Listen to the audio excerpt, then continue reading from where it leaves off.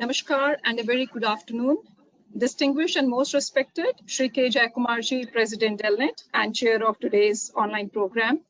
The esteemed invited speaker, Mrs. Padmaja Muralidharan, Senior Librarian, Nanyang Technological University, Singapore. Dr. S.S. Murthy, Vice President Delnet. Dr. P.R. Goswamiji, Treasurer Delnet. The Governing Board and RSC members of Delnet, institutional members, institutional heads, eminent librarians and library and information science professionals, academicians, educationalists, administrators, writers, poets, officials of various publishers and e-content providers, faculty, researchers and scholars, students who have joined us from various parts of India and also many other countries, Delnet staff officials at Delhi, Mr. O.N. Safapuri and officials at Bangalore unit, Dr. Neela J. Deshpande and staff at Pune unit, staff officials at Hyderabad, ladies and gentlemen.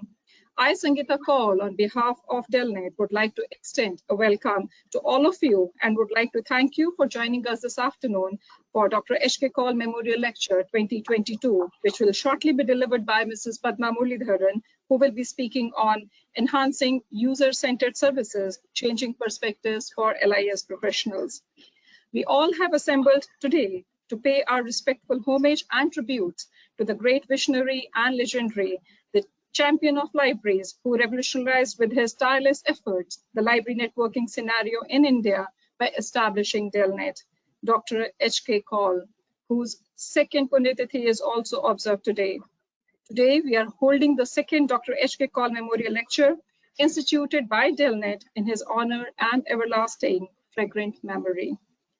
We extend a very special warm welcome to Mrs. Padmaja Muralidharan, the distinguished speaker of Dr. H.K. Kaul Memorial Lecture 2022, and would like to express our very sincere thanks and gratitude to you, Mrs.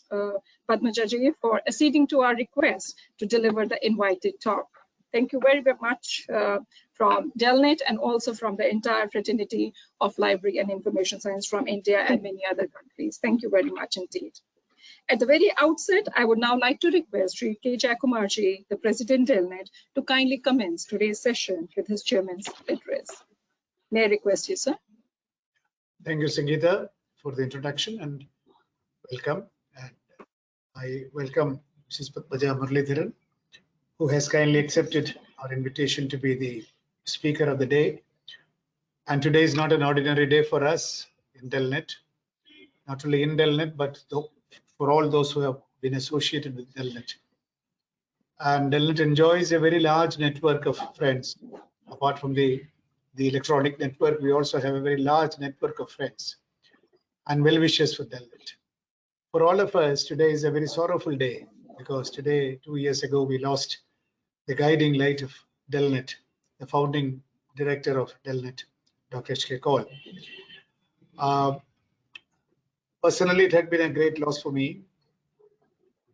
And also institutionally, it is an unbridgeable gap that he has left. It's an unbridgeable void that Dr. Kaul has left. We in Delnet can only do justice to his memory by taking forward the cause for which he has devoted much of his life. I think he was a pioneer in the library networking movement. He recognized the value of library networking far ahead of his times. Today, as before we started this conference, while we were chatting, I asked you whether the post-COVID days, how far is networking become part of the educational system. Basically, the post-COVID scenario in educational system is that we cannot but depend on the modern technologies, and networking of libraries have become a very important source of information.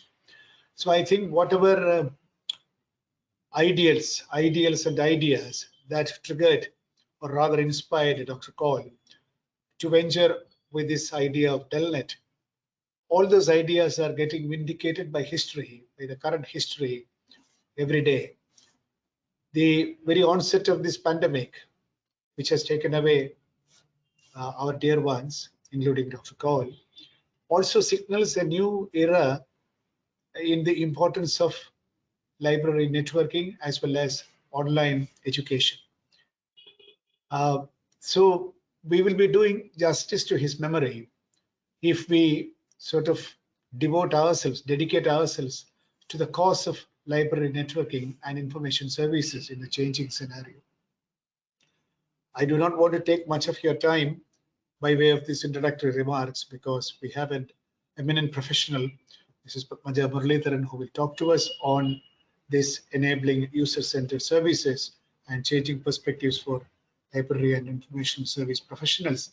So I'm not an expert in that, but I have whatever I have learned is with my proximity to Dr. Kaul and association with Delnet. I can only say that Delnet is trying to live up to the expectations and the ideas of Dr. Kaul, and also doing justice to the times, the demands of the times.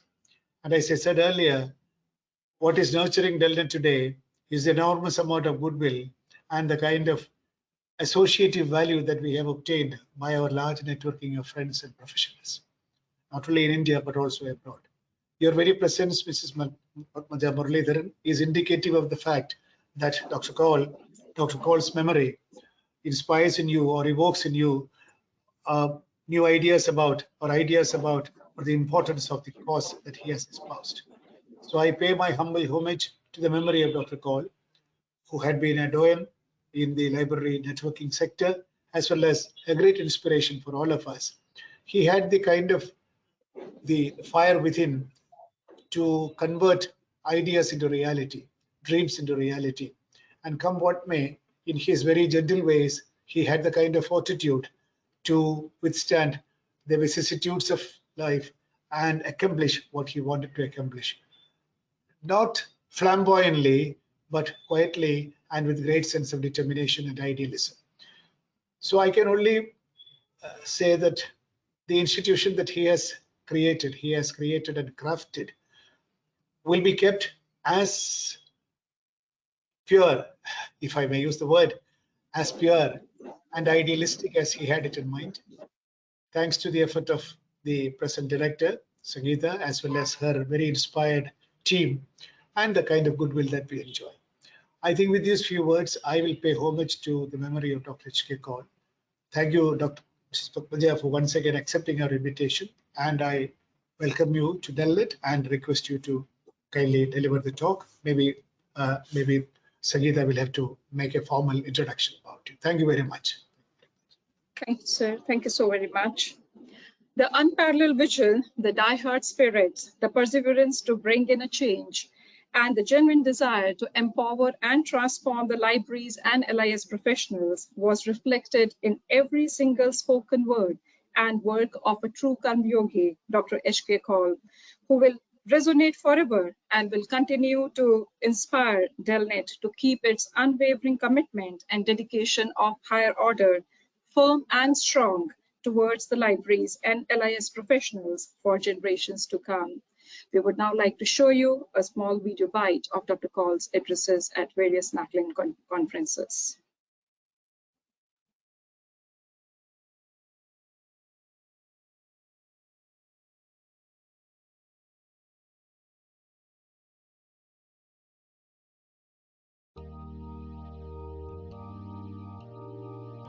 What we notice today is that knowledge is still important. It's becoming more and more important. The countries that have access to knowledge, that have control over knowledge, are now the more powerful countries in the world. And therefore, we have to have access to knowledge. But the means of accessing knowledge have changed. From the print, they are slowly going into the digital form, and information is becoming available in the digital form. But at the same time, it was manageable to handle books in the 20th century, but today, knowledge is doubling. Information is almost doubling every few months, 6 months, 1 year, estimates are there, and it is very difficult for the individual to get the best information from the internet or from web resources or from digital resources. So therefore, there is a great responsibility on librarians today, more than it was 100 years back. Today, the message of Sir Gaikwad is becoming much more important, and we are really going to take his blessings in seeing that people have access to information. We in Delnet, we have more than 4,000 libraries in the network throughout the country and outside India in 7 countries.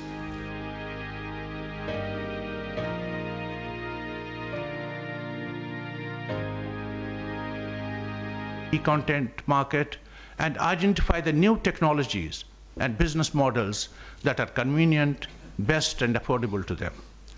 We have a major issue facing libraries in the area of archiving of e-content, as the libraries are not able to archive useful content due to technological, manpower, financial, and copyright barriers that exist in different ways in different types of libraries. I feel that the Government of India and the state governments that spend billions of rupees on acquiring content should discuss with the publishers and aggregators of e-content and see how useful content gets archived in some centers in the country. The rapid growth of e-content has led to the fastest changes taking place in ICT and vice versa. Library professionals have to be conversant with such changes. Their interest in the social media will have to grow, and they should be able to use technologies that help in accessing all types of content. E-content is of special interest as it is basically collected or archived from every library user who may use the library today or in future. But we notice that in many libraries, the footfalls of users are falling in number. To attract such users back to libraries and to attract every person who should be interested in information, libraries need to become special places by organizing special programs, by offering special services and content, and by using special management techniques. Delnet is prepared to give a helping hand to every library user and official in order to bridge the gap which is growing between libraries and their users.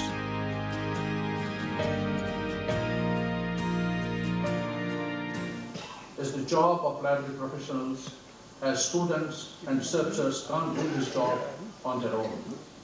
Library professionals need to be highly trained, motivated to undertake this job. There is a need for providing personalized services to every type of student, teacher, and service. The library professionals should be knowing exactly what are the needs of the users. They should make surveys, whether they are in the public libraries or they are in the academic libraries. So there's a need to provide personalized service. It is like a doctor providing services to a patient. So therefore, we have as library professionals an important job to do. There's also a greater need to bridge the digital divide that exists today between the resources available in libraries in the Northeast and in libraries in other parts of the country.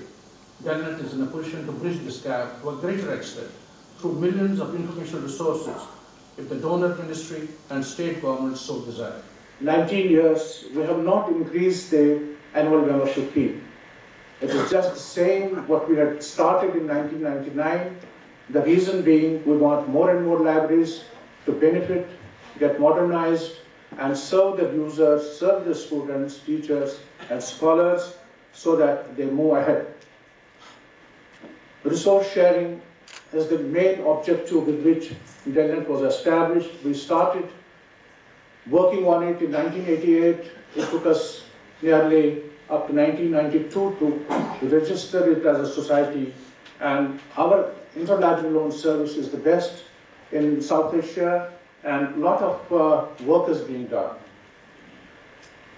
We are indeed grateful to the Honorable Prime Minister of India, Shri Narendra Modi ji, who in his message to NACL in 2017 has reiterated that the libraries need to get modernized and they have to provide quality information to our users, students, teachers in the country, and this is one of the important tasks that he has mentioned.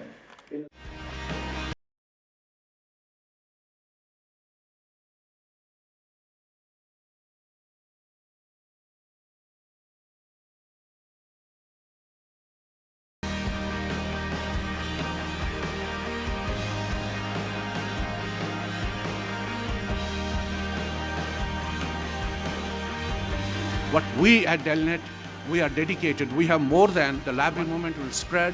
We take the blessings of Sir Gaikwad and we move forward and hope that this conference, this national convention, will give us more strength to do better things in this field. Thank you.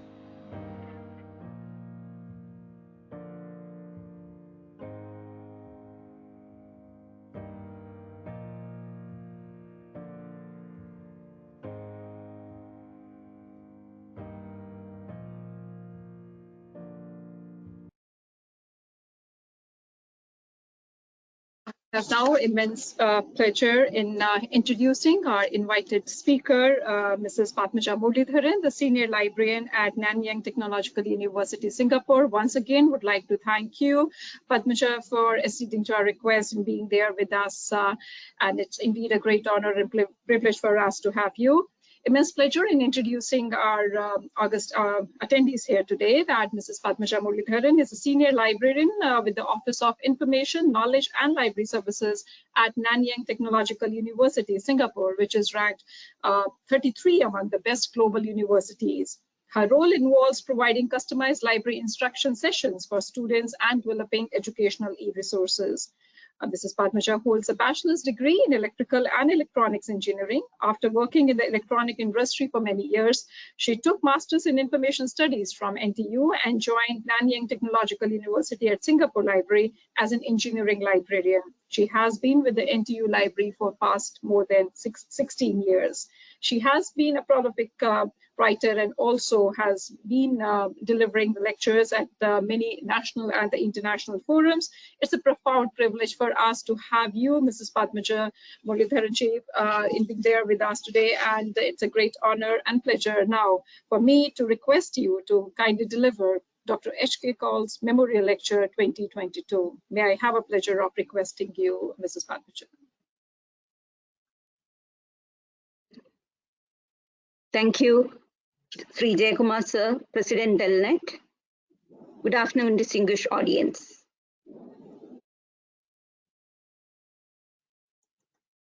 It is my privilege to share this platform with you all today as we honor the everlasting memory of Dr. H.K. Kaul, the renowned expert in the field of library and information science, prolific author and poet. I met Dr. Kaul in 2018 during the International Conference on Reshaping Libraries, which was jointly organized by Delnet and Ambedkar University. Dr. Kaul was the chairman, and Sangeeta ji was one of the main organizing secretaries of the conference. Dr. Kaul was also the chairperson for the technical session on cooperation and networking for building collections and connections. Even though I could get only a short time with him, I have vivid impressions of him sharing his visionary thoughts on many aspects of LIS profession, including the need for LIS professionals to keep learning the advances taking place and innovate and stay relevant. Dr. Kaul has shared his experience and knowledge in many conferences, conventions, and through the journal papers, research papers, and books that he had authored. Let me quote these lines from one of his talks, and we had watched this talk just now. Here he had expressed the need for libraries to become special places by organizing special programs, by offering special services and content, and by using special management techniques. With the changing information ecosystem, libraries continuously restructure their functions and intensify the user-centered services. LIS professionals are upskilling or reskilling and making their foray into diverse areas. In this context, I would like to share some snippets of the augmented services and tools that we have in my organization. Libraries are learning organizations, and reference services are one of the key services in libraries. In early 2020, we implemented the Centralized Enquiry Management System, or CEMS, using this platform called LibApps, which is from SpringShare. It provides a variety of tools for LIS professionals to answer user enquiries and create and share content and information. LibAnswer is for answering inquiries, and LibCal is the module through which users can reserve the library facilities and equipments. Before 2020, user inquiries were handled via e-forms, emails, phones, and WhatsApp chats. The support staff will look through the inquiries from these channels and assign it to different teams based on the area of the inquiry. For example, if the inquiry is on library membership and loans, it will be assigned to the user services team. And if it is about problem in accessing e-resources, it will be channeled to the library technology team. This mode of service came with some challenges. Tracking and monitoring the inquiries were tricky. Only the staff who answered the inquiry will know if the status of the inquiry is closed or pending. And recording the statistics of the inquiries had to be done manually in another form, and it was time consuming. With SEMS, users input their inquiries in a form that is tied to LibAnswers, which is the ticketing system, so that the inquiries can be assigned automatically to different teams. The user themselves will select the area of their inquiry, and based on that, the inquiries are automatically assigned to relevant teams. Anyone who logs on to the system can see all the inquiries, the answers, and the status of the inquiries. Staff can create answers by clicking Create a Reply, and if they need to check something internally, they can click Post an Internal Note and type in their questions. They can also assign or transfer the inquiries from the system itself and submit the inquiry to the user with the status pending or closed. Statistics can be added to the statistics module with one click of a button. And this has resulted in bringing a structure and efficiency as well as time savings to the mode of delivery of our reference services. The LibMaps platform also has a knowledge base for creating the frequently asked questions and answers. And these can be searched from within the inquiry itself, and answers can be ported over to the inquiry module and submitted to the user. LibGuides are content and information sharing system within the LibMaps platform. We can create topic guides, subject guides, how-to guides, or work with faculty to create guides for specific courses and publish them as public or private. Public guides are retrieved from Google search and are openly accessible by anybody, whereas for accessing private guides, you need to have the URL and the password to access. There are many LibGuides on various topics created by LIS professionals all over the world that can be accessed freely. And it is not only libraries, but resource providers like ProQuest are also using this platform to create guides for their products. My next topic is on copyright services. Copyright is a matter that deserves attention in the information landscape, since it's a form of intellectual property protection that protects literary works. Copyright protects literary works like books, articles in journals and newspapers, lyrics in songs, source code of computer programs, dramatic, artistic works, etc. You do not have to register for copyright protection.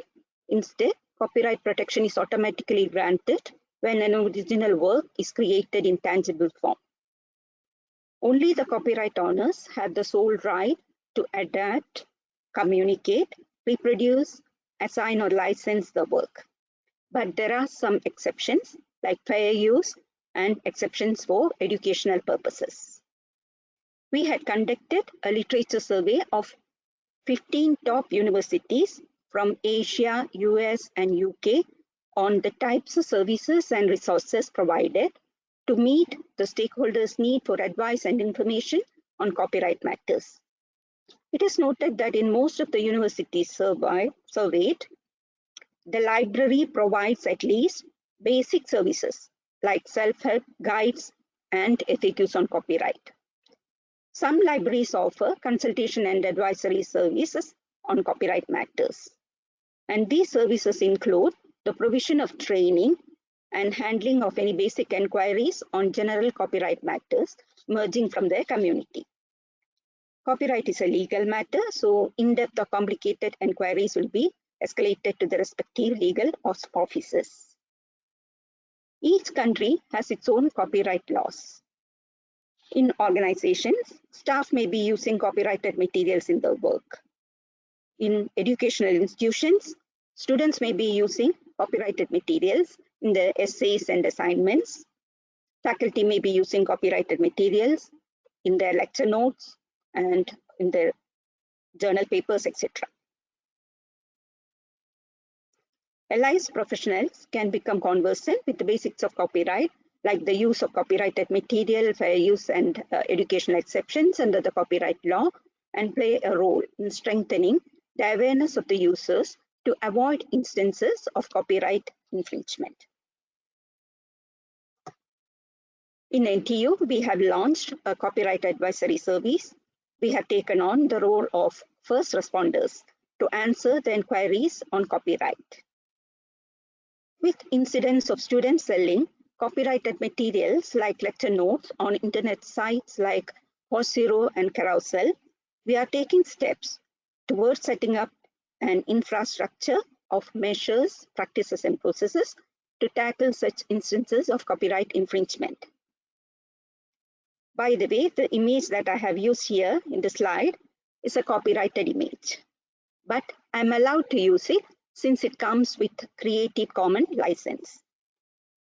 A Creative Commons license is one of the several public copyright licenses that enable the free use and distribution of otherwise copyrighted works. And here it is, this image is licensed under CC BY NCND. CC means Creative Commons license. BY shows that we have to give attribution. NC, it does not permit commercial use, and ND means no derivatives are allowed.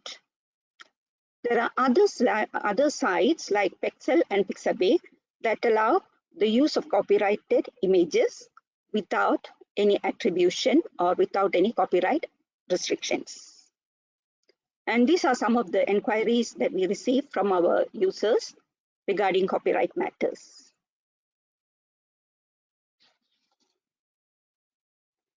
Academic integrity is a topic that is closely related to copyright.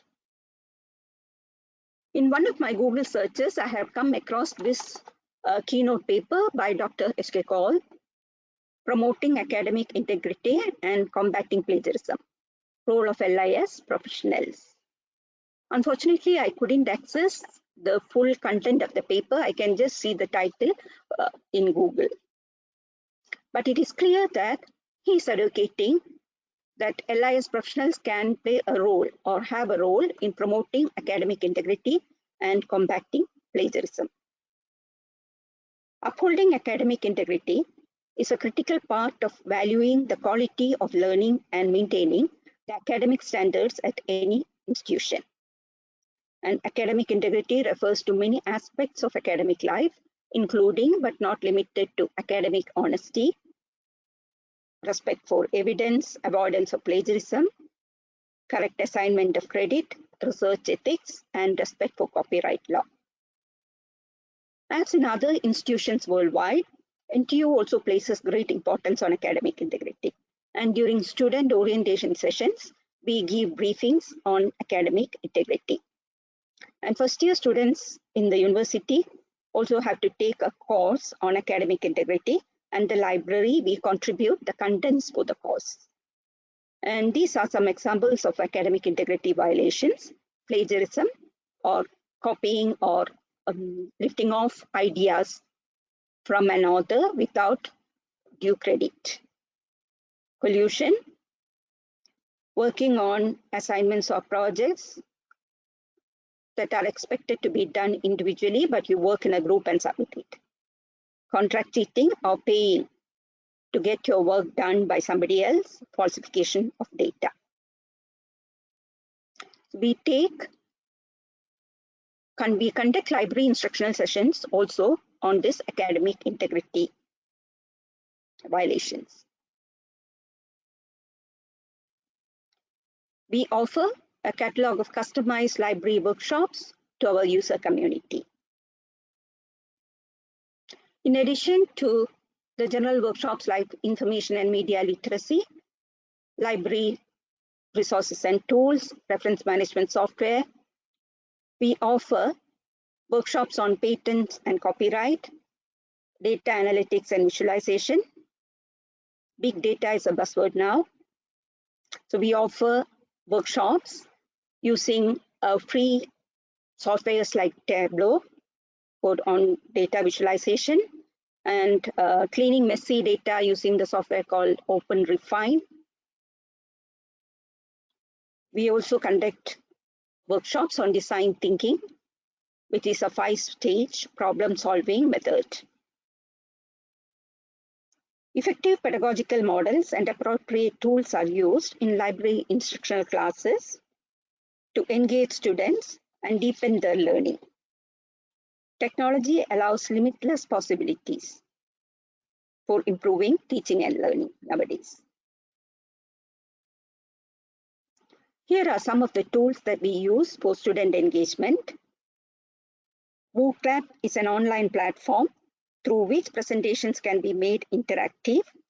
We can create multiple choice questions, polls, word cloud questions, open-ended questions, etc. on this platform and activate it from the PowerPoint slide itself. Audience can participate through web address or scanning the QR code using their mobile phones. And this address and QR code are automatically generated by the platform. Instructors can then display the answers real time and track students' understanding. MOOClab needs subscription, but there are other softwares like Mentimeter and Padlet, which have free versions that do not need subscription to use.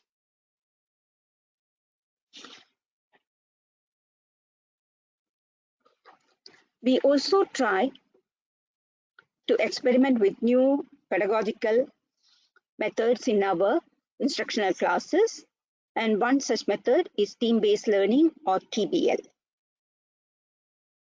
It is a flipped classroom approach that inverts the conventional instructor-led teaching. Instead of students listening to lectures in class, students are provided with pre-reading materials and they come prepared to spend the class time on problem-solving activities facilitated by instructors. They work in small groups and attempt a set of questions individually first, and then the same questions they have to attempt as a group. Each group has to present their answers and defend their answers. Application exercises reinforce the concepts that they have learned in the pre-class reading materials. The instructors will monitor the students' understanding on the topics discussed, facilitate discussion, and answer questions that they might have. This model of learning helps to develop skills such as teamwork, collaboration, critical thinking, time management, etc. in students.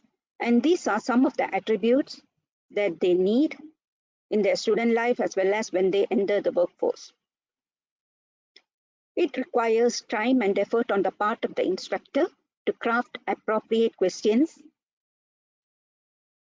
that will induce critical thinking and reflection on the part of the students and also enable discussion. Some of us have taken certification courses on TBL before implementing it.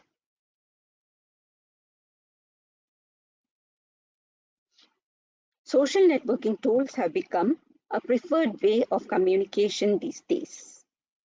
Dr. Kaul had written a guest editorial on libraries and social media networks in 2016 in the Journal of Library and Information Technology. He had mentioned in it that academic libraries use social networking tools to disseminate information, and also highlighted the need for LIS professionals to be trained in the use of social networking tools. Facebook, Twitter, Instagram are some of the commonly used channels used by the libraries. Telegram is a new kid on the block. It is a cross-platform, cloud-based messaging service that can be used to disseminate information to the users. We have started a Telegram channel to communicate with our research and postgraduate students.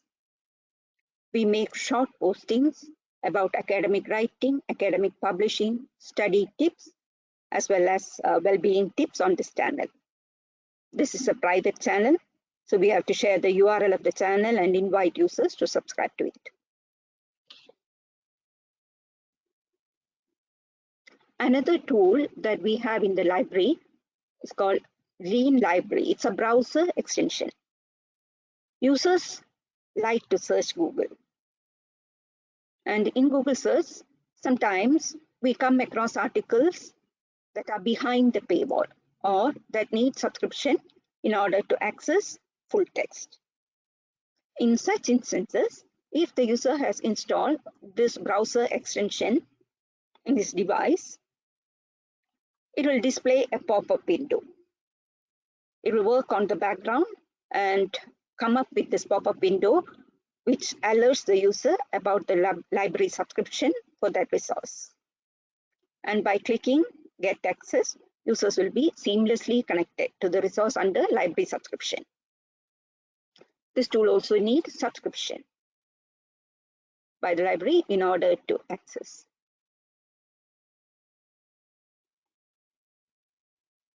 An example of enhancing services through technology and innovation is the implementation of personal robots in libraries. Searching and locating books on misplaced books on library shelves is a problem faced by libraries. The National Library Board of Singapore, that manages public libraries, has a shelf reading robot that is able to scan the RFID tags in library books on the shelves. And then it will generate a report which provides information about the misplaced books and the location, saving time to find such books. And based on the report, library staff can find and correctly shelf the books. In NTU Library also, we have a personal robot. It is called Temi. It looks like a tablet on wheels and can answer simple questions related to library locations and services. We have gained much experience by trying out the different types of robots and finally in implementing this robot.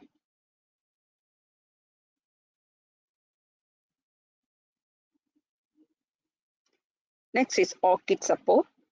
ORCID stands for Open Researcher and Contributor ID.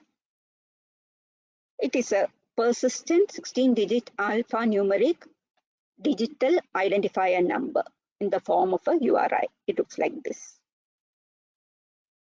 It provides a means to distinguish one author from another author who have identical names. In the publishing world, authors may share the same name, or sometimes when they publish, they may use name variations. They can publish a paper using their first name and surname, and another paper with just the initials of their first name and last name, or with their first name followed by initials of their surname. All these will result in publications being incorrectly attributed to authors, and this will affect the citation count also. ORCID solves this problem. Just like books have ISBN and electronic articles have a digital object identifier or DOI. ORCID ID can be considered as an author's identification number. It makes your works discoverable and ensures that you are distinguished from other researchers. ORCID is a non-profit organization and anyone can sign up for free at www.orcid.org and get your ID. You can include the ID when you submit publications together with your name. And ORCID ID will be displayed on the published work. And some publishers, they require you to have authors to have an ORCID ID when they submit manuscripts for publication. ORCID ID is tied to a profile. You can create your profile and populate it to your publications manually or by importing it from different databases like Scopus and Web of Science. ORCID ID is permanent and it won't change even if you change organizations or if you move to another country. In NTU, we guide faculty and researchers in creating the ORCID ID and populating their profile. If the visibility is set to everyone or public, anybody can see your ORCID profile. And if you need to submit a list of your publications to anybody, actually you can just give this ORCID ID because it is a URI. So by clicking the ORCID ID, it will lead to the profile. And if you have populated your profile with your details, others will be able to see that from your ORCID ID. There are many other areas in which LIS professionals can support the users. For example, OER or open educational resources. Another area in which LIS professionals can support is MOOC or massive online courses. So we hope that we all can contribute in enhancing the experiences of our users through innovations, trying out new topics in our instructional classes, and through the use of technology. And I will conclude my lecture now with these words from Dr. Kaul. He had emphasis that knowledge is power and LIS professionals should make efforts to see how knowledge within their domains could result in power for themselves, for their organizations where they work, and for the country in general. Pranams to his memory. Thank you everyone and have a good evening. Thank you so very much, Mrs. Padmaja Muralidharan, for so splendidly delivering highly enriching and exhaustive Dr. H.K. Kaul's Memorial Lecture 2022. You have so wonderfully deliberated on so many issues, emerging issues and trends, what we all have been thinking about, means we cannot in one single presentation, in one single lecture, you have brought together all the major issues which holds great significance for the library and information science professionals and how these LIS fraternity should prepare themselves. You have covered right from the informing about the lib guides that they are being also universally being used, and not many here in India, I'm afraid not many here professionals are using these lib guides which are there. You have also spoken about the copyright aspects and especially about this Creative Commons license and whether it's for a non-commercial use, which kind of usage, sensitizing our professionals about it. And also the student engagement tools that you have spoken about, WooClap, Padlet and Mentimeter, because some of them you have said also they are available free. You need not to have a subscription, especially this Padlet and Mentimeter, as many of our attendees here today, they belong to the academic institutions. So definitely there are not many takeaways that we could see from your presentation today, from this lecture. Also about this customized library workshops. You have also inspired our professionals, colleague, that what are the new growing roles for the library and information science professionals. It's not just simply to cater to the needs of the requirements of the users, but also the various areas in which, right from design thinking to the big data on MIL, on reference management softwares, data visualization tools that you have spoken about. So these are all the new trends, but yes, it is so heartening to see that under your able leadership at NTU Library, you are already doing this for your user community. So we all are feeling very much inspired to think about implementing it, and libraries and professionals have to gear themselves and have to upgrade their skill sets in order to make it possible for them to do all these activities for their own stakeholders. Also, this team-based learning that you have highlighted about TBL in your presentation, definitely, because all of us would like to see introduce such kind of new kind of a thinking. It's a altogether fresh new thinking, but you are already doing it. So accolades to you and also to your entire team who are already have implemented it, and you are contributing it to NTU as an organization. And as you have rightly mentioned, that all these aspects would definitely bring in much closer. Also, the library would get much more closer to their own users if we engage in all these, because these are the the requirement of the time. Also about the social networking tools and Lean library, that was something very, very unique about this Lean library extension that you have spoken about. I think this is, no one has ever heard about it, that if you have this extension, though it's a paid, that's fine, one really can do, but wherein one can get to see whether that particular article is being subscribed, whether the journal is being subscribed by the library, and then one can, the user would be able to know about it. So that's something, again, very, very new thing that we have been able to know. And robots, we are already using it, Tammy, that at NTU, as you have mentioned, that you're already doing and have introduced this robotics also in the libraries. Also your emphasis on this ORCID, Open Researcher and Contributors ID, and the growing role of the library professionals.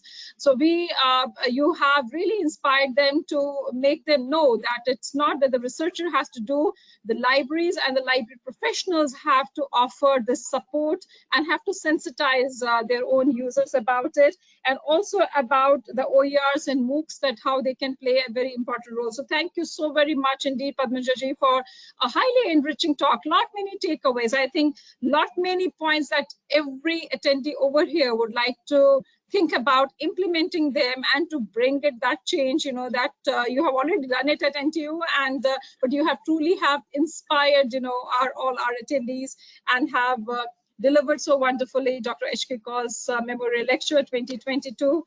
And it has been really so kind. We felt truly touched that you have also have correlated it with the work that Dr. Kaul has been doing, and have also mentioned about his own contributions and related it much grateful. No words to express how grateful we have felt.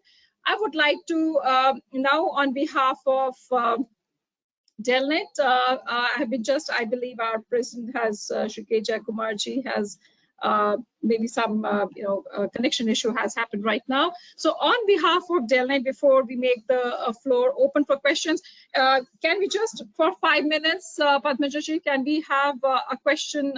We can request our attendees to post their question. Because of paucity of time, we may like to request our attendees to post their questions in the chat box, and we will be very happy to ask those questions to Padmaja ji.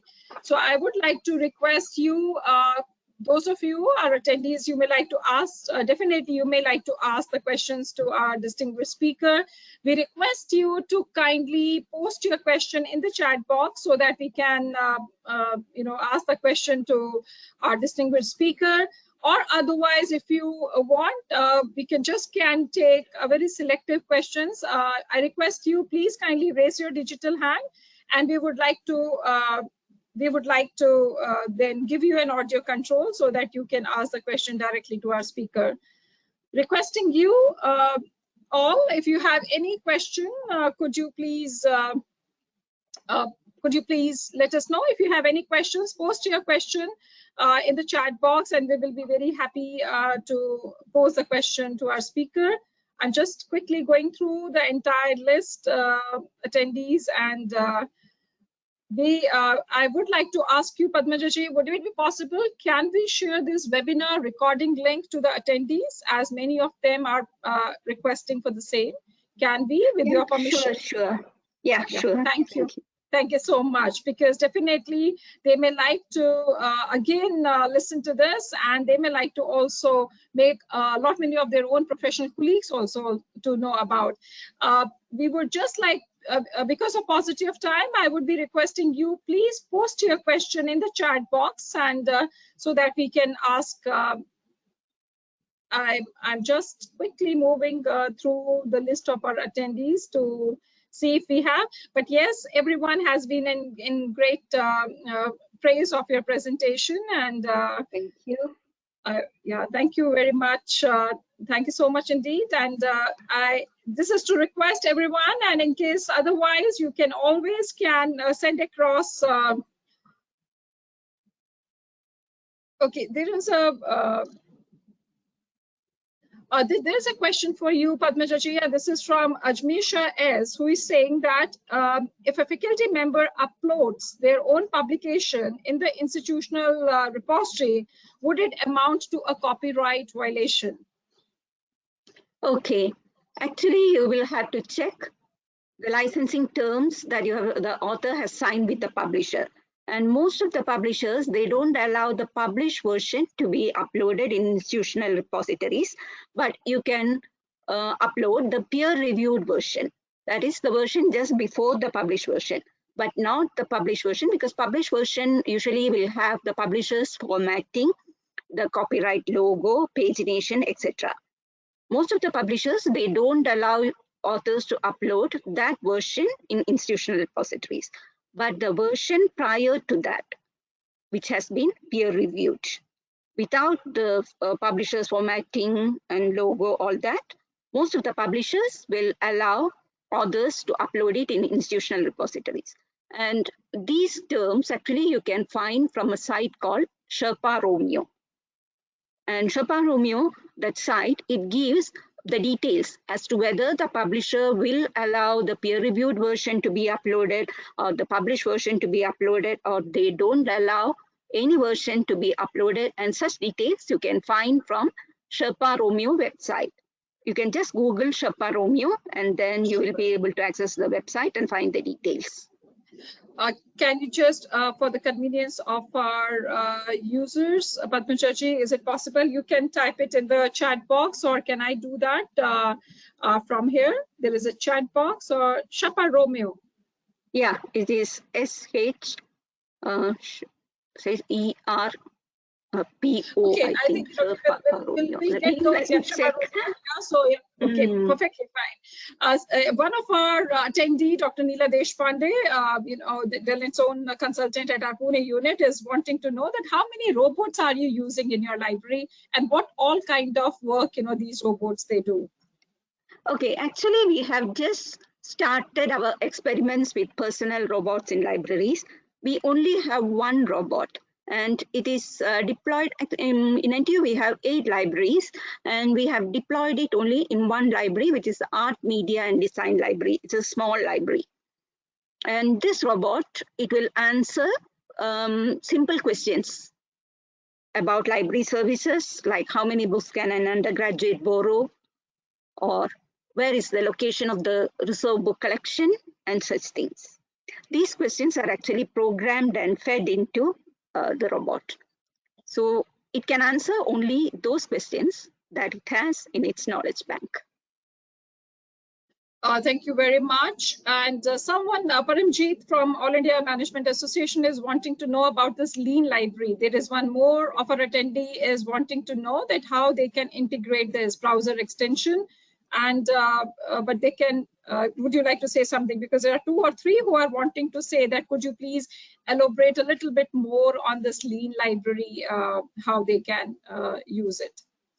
Okay, Lean library, actually the company's name itself is Lean library. They provide this browser extension. So it works only with Chrome browser. If you install it in your laptop, it won't work with mobile devices. So once you have to install it only once, then you can see in the Chrome toolbar, you will see the tab for this Lean library. So if you are searching Google or publisher's website, and you come across articles or books, and this Lean library, it works in the background, and it will immediately show a pop-up window with the message, oh, this title is available elsewhere, or only if the library has subscription to that, it can show this message. And for that, we have to provide the vendor with the details of our collection, what we have in our collection. Then by clicking Get Access, there will be a Get Access tab along with that alert or the pop-up. By clicking that, it will take you to the library catalog record. And if you are not logged on to the network, you will have to log on to the network, and then it will provide seamless access. It is just like how you access an e-resource from the library's web page. Basically, it connects you to the library's web page, which has the record for this title. Thank you very much. And now, Padmaja, one more question for you, and this is, we'll just take another 2 or 3 minutes of yours. There is a question, and someone wants to know more about the centralized inquiry management system. David Koch has asked for it, but I just want to know, is it an in-house developed, or is it a proprietary one? It is from a company called SpringShare. Okay. Mm-hmm. This is from Singapore, or is it from? No, it's an international company. It's not from Singapore. Okay. And I think many libraries worldwide in US, UK, they all are using this basically to create guides. I'm not sure about the inquiry management system, whether they are using it, but definitely many libraries are using it for their creating the guides. So now the last one thing for you, question for you, Padmaja, how would you like, what is a message that you may like to give it to our library and information science professionals here in India to keep their relevance high, among their own users? What all, if we can ask you, what is a message that you may like to give it to them? The message that I would like to say is that you have to keep learning and work hard, understand your users' needs, and try experimenting with new technologies, new instructional methods, and you learn from others. Just by looking at other library websites, you can see what are the innovations or services that they are having, and learn from others. Thank you so very much, Padmaja, for delivering one of the most memorable lectures. And, in the memory of Dr. H.K. Kaul, we indeed remain much grateful to you for taking out your time in gracing the occasion. And it's really so very kind of you that you have been able to accept this invite and have also deliberated on all these issues, which holds great promises for the library and information science professionals. And each one of us really have felt truly benefited with your presentation today. On behalf of Delnet, we would like to present a plaque of honor, and we really look forward to the times when we can invite you here at Delhi, at Delnet. It would be a profound privilege for us to host a more bigger program for you in person also here. And this is a plaque of honor from Delnet and from each one of us here today. And this is for delivering Dr. H.K. Kaul's memorial lecture, and we are going to send it across to you. And this is along with our yet another small memento for you. And this is also going to come. So we Thank you. Thank you very much. Thank you very much. And we really look forward to having in the days to come some of the certain things that you have talked about, even this data visualization tools, because in the libraries, there's now a good amount of interest is now getting generated on how the libraries can have the integration of these data visualization tools in their own institutions. So we really look forward to having some kind of, in the days to come, some collaborative programs wherein we can have, with your assistance, with your advice, to conduct a few webinars, on some of these very emerging trends which are happening, and which many of our Indian library professionals, they would really be keen enough to know about it. So we really look forward, Padmaja ji, to having many more collaborations and interactions with you. Remain grateful to you. So we would like to thank you for taking out time for us, and also for deliberating so exhaustively, on all these aspects which are of really great importance for each one of us. So thank you very much, and from each one of us, and may God bless you.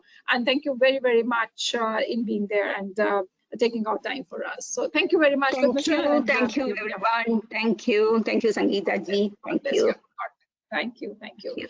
So with this, we close today's session, and once again, we take this occasion to pay our most respectful homage to Dr. H.K. Kaul, a great visionary, a great human being, a great soul, and we at Delnet remains committed to his vision and mission of networking libraries, sharing and spreading knowledge, empowering and inspiring each one of you, the library and information science professionals. Thank you so very much for being there with us. We have truly valued the presence of each one of you with us. Thank you once again, Padmaja ji, and thank you very much, each one of you. Thank you. Thank you very much. Thanks. Thank you.